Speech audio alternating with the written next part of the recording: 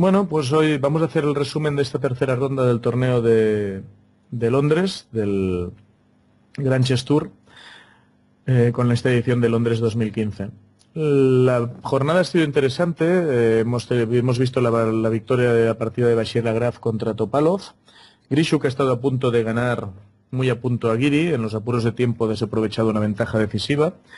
Y por otro lado, Caruana también ha tenido, no cerca la victoria, pero sí una buena ventaja con un peón limpio contra Nakamura, que al final no se ha sabido transformar en victoria. La última partida en acabar de la jornada ha sido la que ha enfrentado al vigente campeón del mundo, Magnus Carlsen, con las piezas negras frente a Anand, justo el último candidato en el torneo celebrado el año pasado. Bien, vamos a comentar esta última partida. Ha sido la última en acabar y ha sido muy interesante. De hecho, creo que, como veremos, Magnus ha tenido opciones de victoria, o al menos de poner las cosas muy difíciles a su rival habitual en los dos últimos torneos mundiales. La partida no nos tiene que extrañar. Carlsen ha planteado una berlinesa. La verdad es que, bueno, es raro en la élite no ver partidas con esta apertura. Hoy mismo se han producido 3. Grishuk ha sido capaz de apretar a Giri en este final, mientras que en su lugar Caruana ha preferido seguir con D3 contra Nakamura para evitar las líneas del final y jugar esquemas menos conocidos. Bueno, Anand y Carlsen creo que han trabajado con sus equipos el final, que se produce tras la secuencia ya conocida con el cambio en D8. De hecho, Anand también no hay que olvidar que el año pasado en el match contra Carlsen la usó con negras, por lo tanto ambos jugadores le han dedicado mucho tiempo a esta posición. La primera sorpresa ha estallado cuando en una posición más o menos conocida y habitual, después de 10 H3, Magnus ha preferido de momento no continuar con H5 y desarrollar su alfil por E6. Ha sido también interesante la partida de Giri de esta jornada, donde podemos ver un plan alternativo con B6 y C5, aunque Giri sí que ha preferido continuar con H5. Y la siguiente sorpresa, y esta ha sido más notoria, ha sido el desarrollo del alfil por C5. Esta jugada es a primera vista extraña. Es mucho más frecuente jugar los esquemas con H5, llevando el alfil por E7, donde el alfil de casillas negras es una pieza importante en la defensa. Consultando la base de datos, podríamos decir que la jugada de Carlsen es una novedad. Sí que se había jugado con posiciones ciertamente análogas o parecidas, alfil B4, intentando forzar que el caballo blanco se traslade a E4 para continuar con alfil D5, presionando en la diagonal. Pero, al menos en mi base de datos, no he encontrado ideas. Hay partidas con alfil C5, por lo tanto podría ser una novedad. Anand ha decidido poner rápidamente fuera de juego el caballo de F5, no fuera caso que este caballo en algún momento dado saltara de 4. Durante la retransmisión sospechábamos que la idea de Carlsen sería seguramente desviar su alfil a B6, en una diagonal poco habitual en este esquema, ¿no? De este modo, el otro alfil puede llegar a D5, molestando a los caballos blancos. También aquí las blancas podrían continuar con G4, o buscar otro tipo de desarrollo para enfrentarse a la posición negra, como por ejemplo A4, aunque bueno, con A5 las negras consiguen mantener su alfil. En cualquier caso son ideas frescas dentro del muro berlinés, y siempre es de agradecer que los jugadores colaboren aportando nuevos conceptos en posiciones muy conocidas. Como he dicho, Anand rápidamente ha descolocado el caballo negro y ha reciclado su caballo de F3 hacia la casilla E4, dejando el de C3 para vigilar D5. Bueno, es una idea temática, ¿no? El caballo busca otro punto de apoyo, busca otra casilla como es E4, para luego movilizarse, como veremos, el peón F. Carlsen no ha permitido el cambio en E6, colocándose en D5, y rápidamente Anand ha mejorado la colocación de su rey para poder avanzar el peón F, que ahora quedaba libre. Es cierto que el rey queda temporalmente clavado, pero por otro lado las blancas pueden eliminar el alfil en cualquier momento, por lo tanto no es una clavada realmente peligrosa. Bueno, tras torre de 8 es una jugada lógica también. Se pone la torre encarada con la otra torre y a la vez hay una amenaza táctica con alfil por E4. Esto fuerza alfil F4 y como veremos este alfil, aparte de defender el peón, buscará el reciclaje por la diagonal para dejar paso al peón F. Lucha estratégica muy complicada. Ambos jugadores intentan colocar las piezas en buenas casillas y mantienen sus opciones. Las negras queda claro que van a abrir el juego en algún momento, como así ha sido, buscando de este modo la obertura de la columna H. Así el caballo negro de G6 podría saltar hasta H4 también en algún momento dado.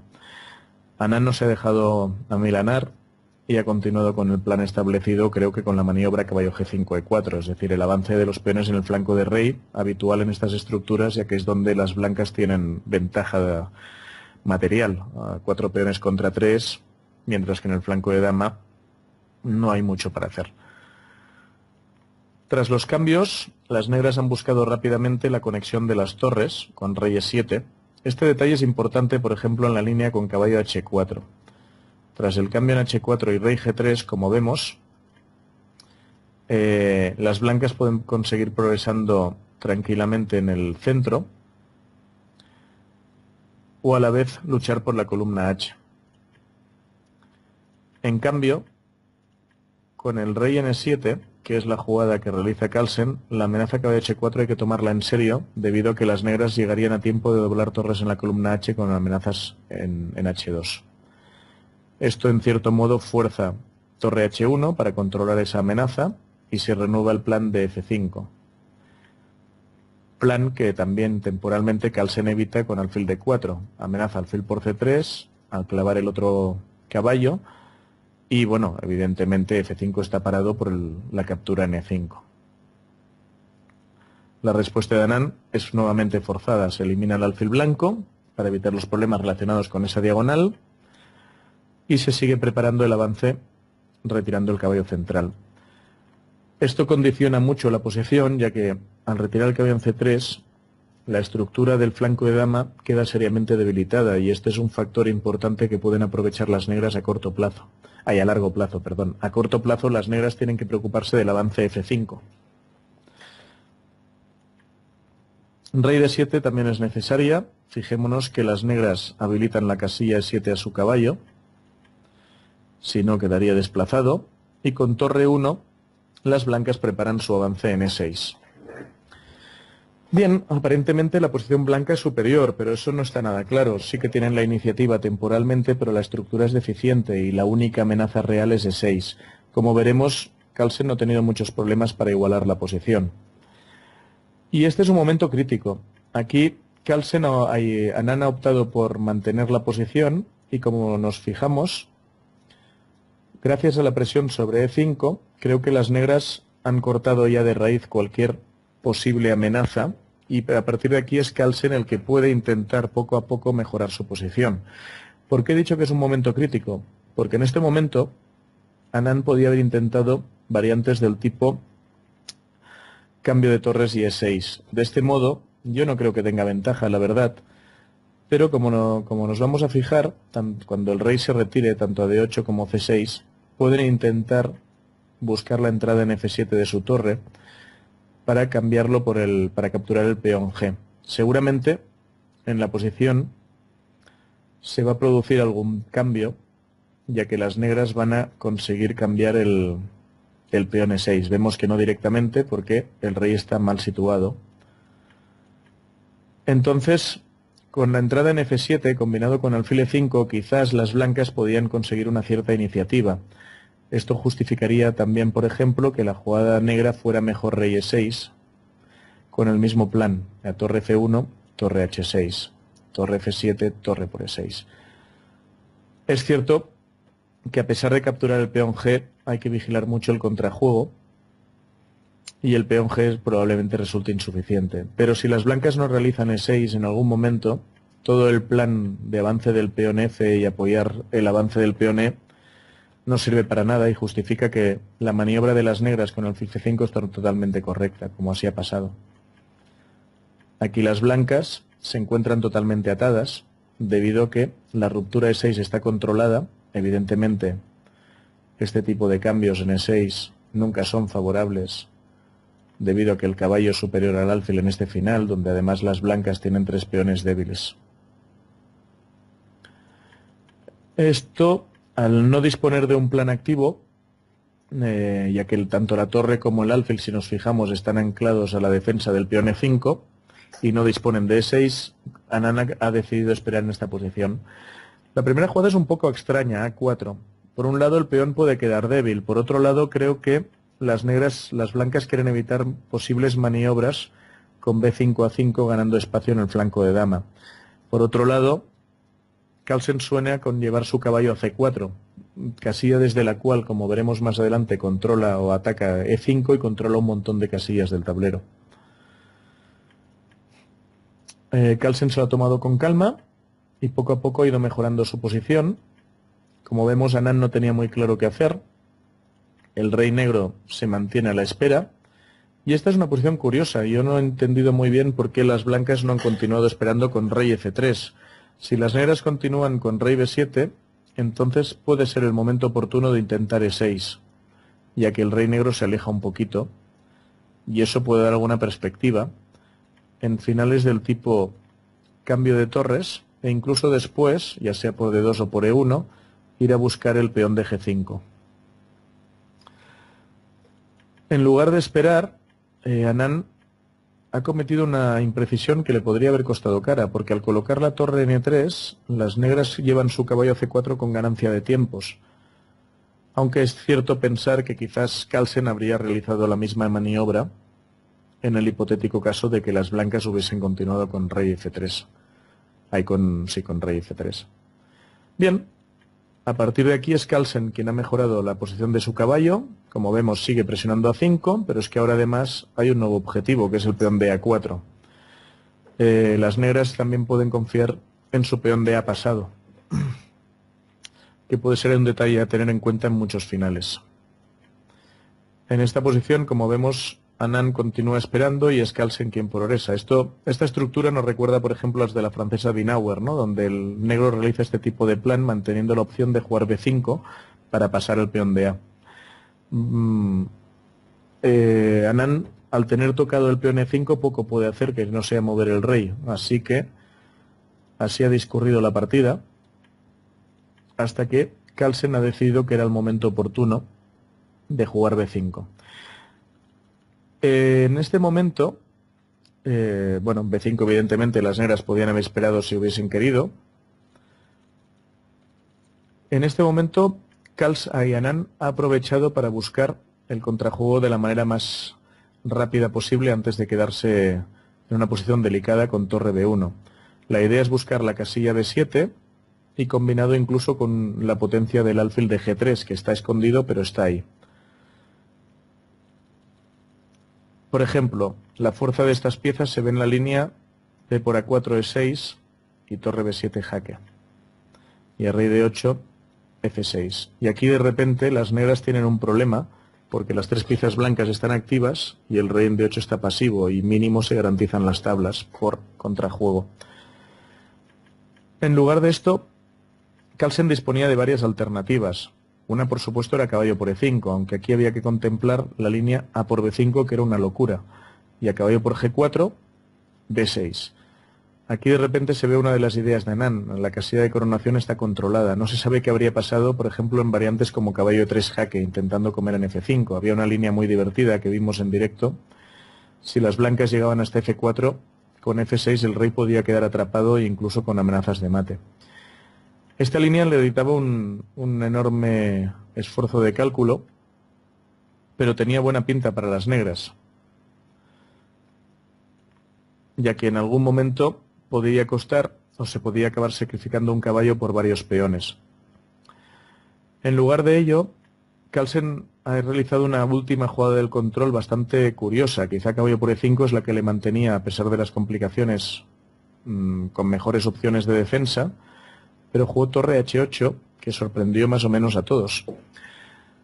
La idea de torre H8 se ve en la línea de A por B5 y torre por B5. La torre blanca aparentemente está activa, pero el rey ocupa una excelente casilla en C6 El peón A es una pieza muy peligrosa y el caballo es un gran caballo. Fijémonos que aquí las piezas blancas apenas juegan y el sacrificio de peón le habría dado seguramente buenas posibilidades a Carlsen, pero Anand aquí sí que estuvo fino y encontró la mejor manera de simplificar con alfil F2, sin temor a la captura en A4, ya que esa captura siempre le proporciona contrajuego gracias a la entrada en séptima, como ya hemos podido ver. Aunque en cualquier caso habría que ir con cuidado. Existían variantes curiosas donde el peón A no tenía manera de pararse. En lugar de ello, con torre A7, debido a la amenaza torre A8, captura en H8, seguido de torre H1, torre A1, se paraba el avance del peón A y el contrajuego parece que era suficiente para conseguir al menos las tablas. En lugar de B por A4, la alternativa pasa por la captura en E5, aunque quizás también se podía haber probado torre B8 manteniendo todas las opciones. Bien es cierto que en este caso las blancas podrían mejorar la colocación de su alfil en D4, aprovechando que el peón está temporalmente clavado. Y hay que ver cómo si pueden progresar las negras en esta posición, que no resulta nada sencillo. Bueno, la captura en E5 forzó los acontecimientos. Anand estuvo muy preciso en el orden de jugadas. Y es que ahora es el alfil el que se activa y fijémonos en que domina al caballo de G4, que es la pieza que tiene problemas. También otra jugada fina es rey G3. En el caso de torre B6 primero, rey C7, rey G3, quizás las negras podían intentar buscar algo con caballo E3. Pero rey G3 no es posible, caballo H6 por torre B6 jaque, y obliga al caballo negro a retirarse hacia E5. De este modo, la variante de simplificación se produce llevando la torre a F6. Las blancas quieren eliminar el caballo para eliminar el peón F7. Aquí ya era muy difícil proponer algo. En el caso de A4, las blancas simplemente simplifican la posición y llevan su torre a controlar el peón A. Y las tablas no deben de tener muchos problemas, ya que también el rey blanco participa de manera activa en la defensa. En su lugar, Carlsen acercó el rey y de este modo, como vemos, Anand continuó con las jugadas precisas manteniendo la doble amenaza. Torre por F7 también era posible y a torre E7, torre F8 para hacer tablas, pero rey G4 es una línea más sencilla. Aquí no hay mucho nada más para hacer. Tras la activación de la torre, las blancas colocan la suya detrás del peón impidiendo el avance, y F6 jaque, tentando a las blancas a subir con el rey, pero Anand no cayó en esa idea, que le podría haber acarreado alguna complicación extra, y simplemente con rey G4 se acabó simplificando la posición y ambos jugadores repitieron jugadas con torre G1 y torre F1. Bueno, espero que hayan disfrutado con la jornada de hoy y mañana más con la cuarta ronda del torneo. Gracias a todos por haber estado siguiendo mis comentarios en directo y hasta la próxima.